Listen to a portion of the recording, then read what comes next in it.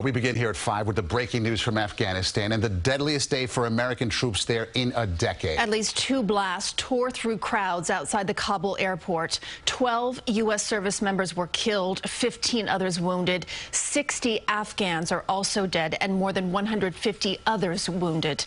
Now, the president is expected any moment to speak, and we will break in with that as soon as he begins. In the meantime, we want to go to CBS 2's Dick Brennan here with the latest on the explosions and also those casualties. Dick.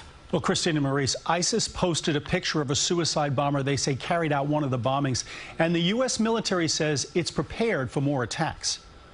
It was a scene of horror and carnage outside the Kabul airport where 2 bombs exploded. A suicide bomber initiated the attack outside the Abbey gate of the airport, where Americans would be led in to be evacuated. Then a second blast occurred at the Brennan Hotel, a staging point for evacuees. The attack on the Abbey Gate was followed by a number of ISIS gunmen who opened fire on civilians and military forces.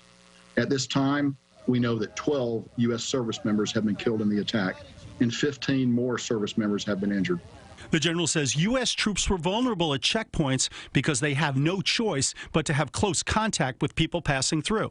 Ultimately, at these screening points in particular, you've got to get very up close and personal to the people that you're bringing out. There's no way to do that safely from a distance. There had been intelligence reports of a possible attack, with the State Department issuing a warning overnight for Americans to stay away from the airport. And the military says the threat of another attack by ISIS is real, including one from a suicide vehicle. It is their desire to continue those attacks, and we expect those attacks to continue. And we're doing everything we can to be prepared for those attacks. That includes reaching out to the Taliban, who are actually providing the outer security cordon around the airfield, to make sure they know what we expect them to do to protect us.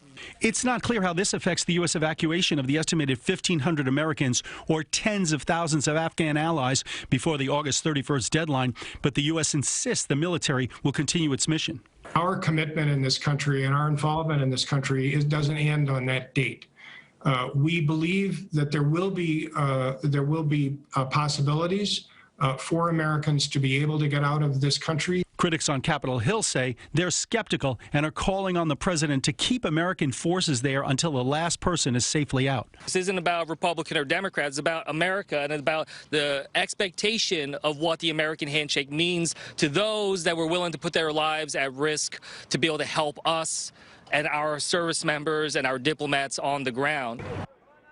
General McKenzie says he will not need reinforcements to continue to carry out his mission. He also says if the U.S. can find who's responsible, they will go after them. Christina Maurice. Okay, Dick, thank you. Thank you, Dick. And